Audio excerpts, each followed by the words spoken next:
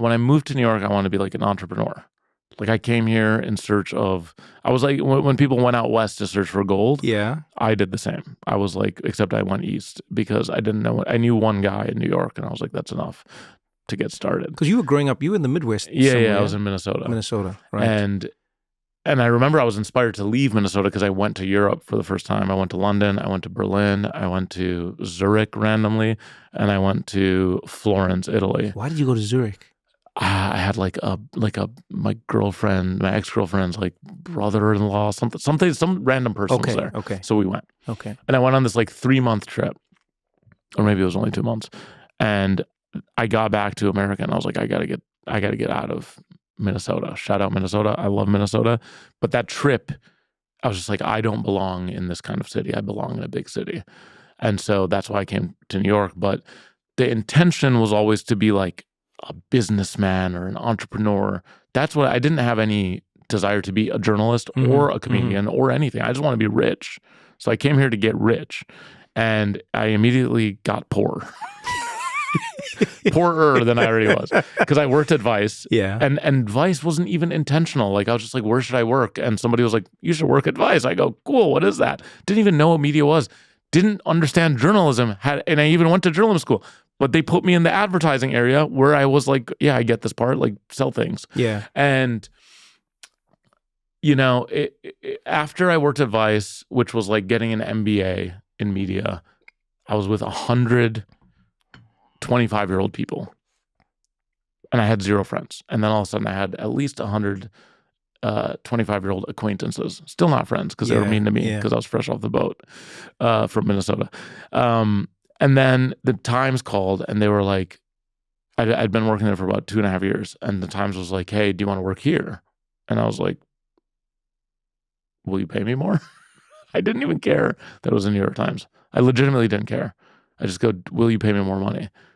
And they go, yes. I said, I want this number. I'll tell you what the number was. It was $100,000. I like it clean. Clean. Not 6 figures. I said, exactly. Not a penny more. Yeah. I said, give me $100K and I'll do it. And they go, okay. Call my mom. Guess what? I make 6 figures. Hey. She's like, wow, really? I'm like, yeah. Later find out that they had budgeted like $140K for the role. But I came in, my goal was to get $100K. Different 6 figures. But I was like, whatever, man. Like, I just need $100K, which I got. Yeah. And so, anyways, what gave me the gal to leave? The gall to leave.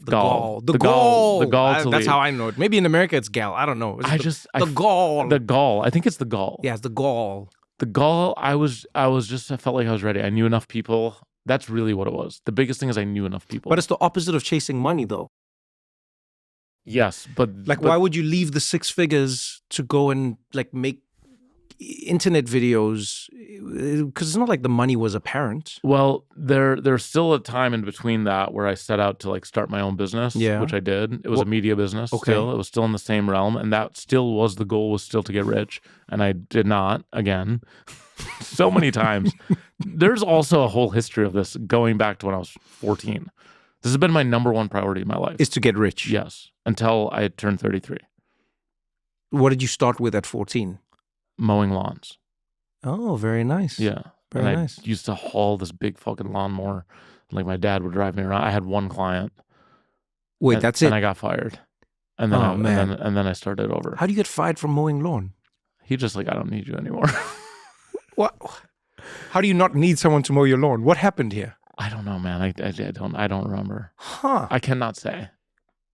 Without my lawyer here, I cannot say. Okay. Oh, wait, this one. Yeah, okay. I don't know what happened, but I remember this old man. He was just like, yeah. I think I just did a bad job. At mowing lawn? Yeah. That is like the simplest, most obvious thing. You push the machine, it cuts the grass, and the job is done. It was a huge yard. Even better. And I didn't have a driver's license. I don't think that there's no correlation between those two things. I think I was the scheduling issue. It was a scheduling issue.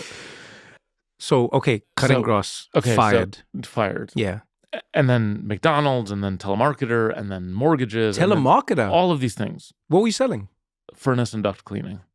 Furnace and duct cleaning. Yeah. Hello, this is Kareem with Home Place Furnace and Duct Cleaning. Do you have an average 2,000 square foot home or less? I do not, Kareem. I'm not getting you going. No, are you serious? And then what do you try and do? Well, how big is your house? So okay, let's go 2,200 square feet. 2,200 square Yeah. feet. Okay, so yeah, that's about average. That's about 2,000 square feet. And have you had your furnace and duct cleaned before? I don't even know if my furnace and duct gets cleaned. Well, you definitely need it. There's like all the bacteria and germs in your house, all the dead air, all the bacteria. Like that's how things travel. You got to get it clean so that the air that's circulating throughout your home is clean. Oh shit. Yeah. Okay. Hold on. Let me get a quote for you. Amanda, $80. Okay. So we can have someone out there for $80. How's tomorrow looking for you? Damn, look at that. I've hung up on people like you all the time. It was so fun. As soon as the person like says I'm from, gone. This is a different era though. Oh, this was a different time. Well, this was when it was kind of special. No one knew who was going to call them. Because they were now they're like kind of automated and they're from like they're outsourced. Yeah. Now it's like I'm from Minnesota, sitting there reading a lowrider magazine. I'm in a room this big with 10 other people my age who are all making $10 for every sale that they get, plus our minimum. Yeah. So there was a leaderboard. It was kind of like Boiler Room, except really sad and depressing. I like this. Because we were making like $80 extra a week. But this guy, Joe, close friend of mine, he was a killer. What did he do differently? Dude, he was just so good. He was so cocky. And he treated it like a joke. And sometimes people would like be mean to him and then he'd just be mean right back. He was awesome. He's my good friend. He was like the top of the leaderboard. Yeah, he was such a cool Where's guy. Joe now? I don't want to talk about it. Okay. Yeah. All right. We'll just move on. He got in a bad, Oh, sorry, Joe. Yeah, he's an okay guy. He's a great guy. Anyways, all of these things happened. And then, so I failed. Yeah. My whole life has been failures. Really, I'm like not exaggerating. It's been hard. Yeah. And then at 33, Jesus here, I was like, I have to stop.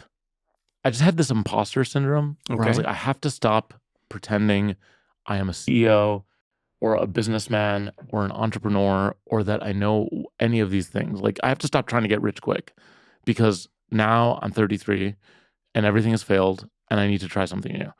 And the thought of like emailing for a living for the next 50 years was really scary to me, especially because I wasn't good at it. Like my emails are still bad. I email like Jeffrey Epstein. That's probably why you lost the Denver argument. You switched to your weak side. No, because that one I was using some assistants. Oh, okay. I was using assistants on those because I needed to make a really good case. Okay. But my normal emails are really, when I saw Jeffrey Epstein's emails, I was a little concerned. They were terrible. That's how I type. Yeah, it was like all lowercase. That's how I type. Oh, man. Like if you were like, hey, what time are you coming? I'd be like, soon. That's all I'd say. Did you find the place? No. Send help. I have the opposite issue. My texting is too formal. Really? Yeah, my younger brother he's like, yo, man, you need to loosen up. I don't abbreviate anything. I don't like thank you. You know when people just write TY? That's what I do. No. You write thank you. I write thank you. Don't tell me to do periods. Yeah, I do. Oh. I put periods in. Yeah, no, I do. No. I put the we call it a full stop. I put a full stop where the full stop needs to be. I have double spacing after a full stop because you can't just like put one space. Journalist. No, because my mom. So when I was young, my mom ran her own like business from home, and she would type a lot. She was like in real estate, and she would type a lot, and then I would have to type things with her and help her. Oh, cool. So she would go through the work. So I would be like, "To whom it may concern, dear sirs / madam, I would like to inform you of an issue that has occurred." So I couldn't be loose with things. I couldn't, you know what I mean? So when texting comes into my life, I'm already like well versed in the arts of formal conversation. Do you sign off? I do. That's nice. I like that. I do a sign off genuinely. Too. Like I. So you'll put -Trevor. Yeah, I'll put like that's cool. Like a little Trevor or T or Gods or and then I have to try not do that with people. One of my friends even said to me once, "Hey, I know that you know it's me, so stop using my name when you start the text, please." Because I will do that. I will message you and I'll go, "Hey, Kareem." And then you'll go, "Yes, obviously it's me because it's my phone." Because people will message me all the time and be like, "Yo, what are you doing this Friday?" And I'm like, Yo who? Yeah, yo whomst. Yo. You're just going to yo me? I do that when I call people. You do what? Like you would have my number and I'd go, yo, Trevor, it's Kareem. And you'd be like, I know. Oh, yeah. No, I do that all the time, but I love doing that. No, that's... I think it's so... No, because it's fun. That's fun. Hilarious. Or they'll call me and I'll go, this is Kareem. And they'll be like, I called you. Oh, that's brilliant. Yeah. No, you see, that's good. That's I like good. to establish that it's me. That's good. I like that. What if it's an imposter? No. I like that, actually. Yeah. I like that. Especially in the age of AI. You need to make sure that they know. No, you need to throw in a little spice just to throw off the algorithm. I like this. Okay. So then I was like, I love this like total just departure from what we were talking about. And then we both pick up exactly where we left off. Which is at age 33. Failing at everything. No more CEO.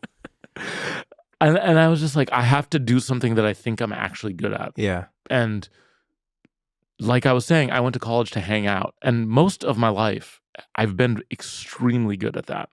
It's the best thing. It's the thing that I'm best at. It's the thing that I'm most comfortable with. I didn't play sports. I hung out. I didn't have any college clubs. I hung out. Everything in my life has been geared around hanging out. I like this. So I was like, what kind of job is a hangout job? And I was like, comedians seem to be hanging out all the time. They're always hanging out. Like their job is to hang out. Yeah. So I was like, maybe I'll do that. And so I went to Upright Citizens Brigade. And I always thought I was funny. I always felt funny. I always knew I could do it. Yeah. I always played at the top of my intelligence, even in these like conversations with my friends. It was always like how, keep the joke elevated and play at the top of your intelligence. But I did comedy school because I just felt like I wanted to have something on my resume. Okay. And that would provide some legitimacy that I could say, like, I am a comedian, or I could say that. What I didn't want to do was like be like aspiring, or I just started. So like I just enrolled in school. I did all of the improv. I did all of the stand-up. I did all of the sketch. I did all of the writing. I did more than you're supposed to do, probably. But I did all the classes. I spent a ton of money. And at the same time, I was like doing the things. Like I was doing the training, but I was also like booking shows. I was going to shows. I was performing on shows and just getting a feel for what I really liked. And eventually, like I've always been an internet kid. Like from day one, it's been my favorite thing aside from hanging out. So then I was like, let me make some videos. And then from there, it was like figuring out, what was like a repeatable thing. Because I remember I did get some notoriety for making this short film with my friend New York Nico. We did this film together. It went to Tribeca. That was the first time I felt like I was like, oh shit, I actually did, like, right away. It was my first big project, and it was right away in Tribeca, right away with this great director. And I was like, oh shit, maybe I am good at this. Like that was the least amount of like convincing I've had to do. Yeah. And I don't feel like an imposter at all. Like I wrote the movie, I was in the movie, I went to Tribeca, like I didn't fake anything. Like it just worked. And that gave me my first little bit of courage. And then right after that, I did Keep the Meter Running. And that thing just exploded immediately. It was so cool. And again, it came from this place of like emotional attachment to my father, who passed away when I was 20, right when I was in college. Because your dad was a taxi driver, right? Yeah, my dad was a cabbie for like 5 years, so he wasn't a cabbie forever. But when he first moved to America, he was a cabbie. I didn't even know him as a cabbie. Right. But I found myself seeking out wisdom from whoever was driving me to point A to point B. And I think it's a very, it is a very common experience that you get in a car ride with a cabbie, and they're like almost like a Sherpa or a guru or a monk. Yeah. They've always got like this thing, and I'm like, man, these guys have the secrets to the universe. Like how are they so chill? How are they not having road rage? Sometimes they have road rage, but like, and talk about the like hanging out with an immigrant and talking about politics or anything.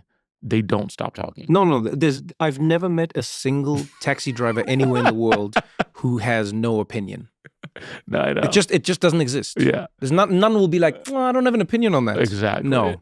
They will give you an opinion. Yeah, about anything. Yeah. How do you feel about Putin? It does not matter. They've got an opinion. And that's awesome. Yeah. And so I did that show. I did the first 20 episodes. but it was so expensive to produce. So I need to understand why, because I've always read this, but I've never understood why it was so expensive. It seemed like it was beautifully shot, beautifully made, and all of that. But what made the show like so expensive to the point that you couldn't do it anymore? Well, have you ever paid for a cabbie's meter when you tell him to take me wherever you want? No, I've never done that. Yeah. Well, how much was it? What would it get to? Oh, dude, it could easily get to $800. Oh, to $1,200. I think I had a $1,400 day once because we're just driving and we're taking our sweet time. And they weren't ripping me off. Like, it's not like it was. No, this is just, that's the price of keeping the meter running. Yeah, because we would literally do these crazy I've things. Never done like that. one time I went from Manhattan to Queens, ate at this restaurant. Also, that was a big problem, is I'd also cover the meal. And okay, I was covering the meal for me and the cabbie plus my crew. Yeah. Plus over ordering a little bit for the video. Okay. So we make sure you get all the food. You make sure you get all the food and in make it. multiple stops. Yeah, and then yeah. tip the restaurant because I'm like I show up with cameras. Because you've got a camera and you've got a crew and you got a whole thing and yeah. So as at that point I had experienced zero success, but I was spending like I was HBO. Yeah. I was like, baby, I'm a fucking movie producer. And it like now I could probably self-fund it and I'd be fine and it'd be like a loss and whatever. But it was like $2,000 an episode, which is crazy in most parts of the world, and also like not advisable as a person starting their career. Yeah, when you have like, no I'm gonna money, lose $2,000 every time I make something, with no plan to recoup. Yeah, but it was my favorite thing I've ever done in my life. But you're doing it again, aren't you? Yes, and now it is back 20-minute episodes. So the first iteration was 6-minute episodes. Got it. Now it's 20-minute episodes. They're on YouTube, and they're even bigger. They're bigger, they're better, they're crazier. And it's just like I took the short form show and I went and I just turned it all the way up. So it's, Russian Turkish bathhouse with Eugene and Boris, who's his friend that he just brought along for some reason. It's bowling with Norman. It's fishing. It's doing stand-up comedy and recording a flute album with Cassandra. It's salsa dancing with Homero. It's literally traveling the world without ever leaving the city.